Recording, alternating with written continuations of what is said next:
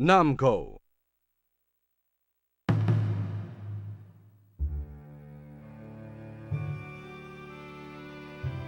Transcending history and the world, a tale of soul and swords, eternally retold.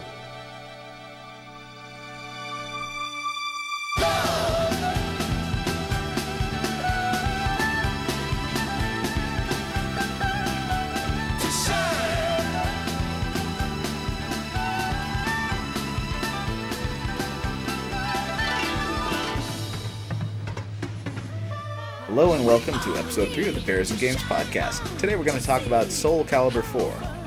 And we're also going to have a look at the Soul Calibur and Soul Blade, Soul Edge series in general.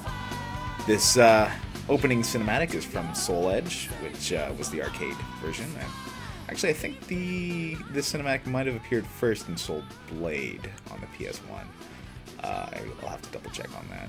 But yeah, that game blew me away. When I first saw it in the arcades, actually, the first stage I ever saw was Rock playing on top of a plateau with the grass swaying. And I was just not only very, very attracted to Rock, which is, a little sad because he was a very blocky character, but I was also just impressed with the swaying grass and just the level of detail on the 3D models. And speaking of 3D models, we're also going to have a look at the Create a Character mode that comes with Soul Calibur 4. It's not quite as good as Saints Row 2, but really nothing is, and it doesn't incorporate your character into the plotline like Saints Row 2 does. But it does have a lot of options, mostly in the clothing and some customization. But we'll have a look at later, and you can see just exactly what you can do. So Soul Calibur is made by Namco, which is probably one of my favorite video game companies out there. They've made some really awesome games. Katamari Damacy is one of my favorites. They've also made Tekken, which we'll talk about sometime, mostly for Marduk. And what else have they made? Pac-Man, Galaxian, or something like that in the Ridge Racer series. Let's have a look at some of the characters that I've made. Now, except for beanies, every character has to have some sort of bear pun. There's Hawk Bear and Overbearing Aubergine. Overbearing is my sort of fetish leather guy, I guess. He didn't really come out as good as I was hoping. You can do a much better version of this on something like City of Heroes, which I do have to cover sometime. But this is playing on Xbox Live. Now, you do run into some problems on Xbox Live if you get a bearish character. It depends who you're playing against. If you're playing against a European or Japanese player, which there are tons of, even on the Xbox 360 version, you're not going to really get a lot of shit.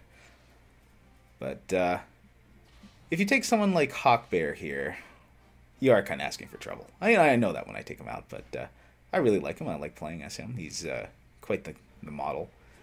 And one fun thing is, no matter how much clothes you put on your character, things can turn around quite quickly, and you get pretty naked, which, depending on your taste, you won't mind that much. In one play mode, the clothes that you use are actually stats based, and they'll give you boosts, so as they get knocked off, it'll actually hurt you. Oh, here's Beanies, who is he's my premier character because I'm pretty good at Tira. I prefer actually the faster characters, not the big slow ones, sadly.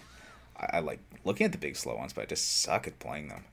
Oh, here's Create a Character mode. Let's go through here. Speaking of big slow characters, we'll take Rock as our first go. And you'll want to increase your physique to either the top right or bottom right, depending on if you want a thick bear or a muscle bear. You can see that had some effect on them. Also, you'll want to get the hero symbol, because that will directly affect them being hairy. It's the only way of actually making create a character that has body hair. So here you'll see that we got him quite hairy. It also comes with tattoos on the back. You have to keep those if you want the body hair, so you can just go with it. And we'll mess around with the hair here. Got some cornrows, which I used last time, so I think I'll stay away from it. You also have the sort of anime Dragon Ball Z hair, or Dragon Ball Z if you're from Canada. And let's see, I think I went for the balding look, sort of the elder statesman sort of deal. So he's an older daddy bear. And you can also modify things like clothing. And as you can see, you can get some kind of cool leather fetish gear on this guy. And you can even strip him down just like Hawkbear was down to the underwear, if you really want to. Well, I have no problem with that. Actually, the character models aren't bad. They're not the most hot that I've ever seen, but for kind of a thick muscle bear, you know, you could do worse. It's not something you'd take to your room and enjoy a private session with, but it's not bad eye candy if you want to just watch it.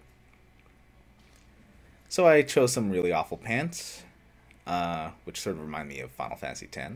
I've got Rock's big mace here, which I think we call is a pretty awesome weapon. And now you have to name your character, and of course, you should give him some kind of bear pun or bear-related term just to, you know, annoy your friends and piss off the internet.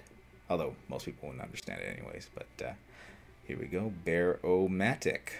So that's the new guy. And we just finish off, go to mode select, and then you can bring him onto Xbox Live. Or, you know, the single player game. But I always like bringing my guys out into Xbox Live because I'm just trying to increase my rank. As you can see, I'm only level 10, which is pretty sad. You can get up to 99 or something. I am nowhere near there, but haven't had that much time to play it. I've been playing a whole bunch of new games recently. And of course, when you do go on Xbox Live, when you're not being shouted at, you'll also get killed a lot because people on here are very good. There's nothing wrong with that. It's actually a great way to learn how to play the game. So speaking of Rock, Rock is one of the hottest video game characters out there. Although I find that the new Rock, I don't know, it seems like he's kind of lost weight. He's still hot. He's got good build, very muscular, and he's still huge. But I don't know. I gotta say, I think he's lost something over the years. But it could be maybe in his earlier form here. He left a bit more to the imagination because, yes, I was attracted to this, but it was 1996, so you have to give me some credit. But, yeah, I guess your mind can fill in the blanks a bit more when it's kind of a primitive 3D polygon model like this. But, yeah, I did like him. And then there's Astaroth. A friend of mine who's going to remain nameless here, he really did dig Astaroth, and I did too, but he digged Astaroth for the reasons that I didn't quite like him, like the things projecting out of his chest or back, depending on his model. But, you know, different strokes for different folks, and some people are turned on by this very extreme kind of quasi-demonic character. I love his build. I suck at playing him, even worse than Rock. Finally, here's me going on Xbox Live and meeting one of the biggest douches I've met in Soul Calibur 4, and had the luck of putting onto video. I think you're going to enjoy.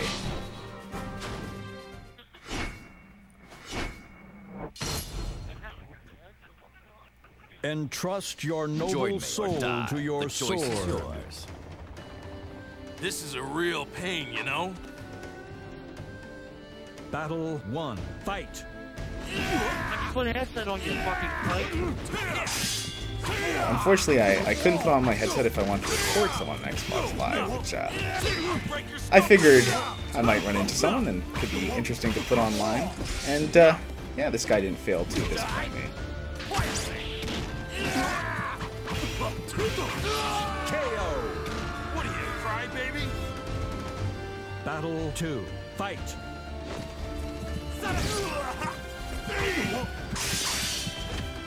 Die! Is that all? I'll break your skull! Yeah, you look like this guy. Enough! Like guys, you put your underwear, don't you? Fucking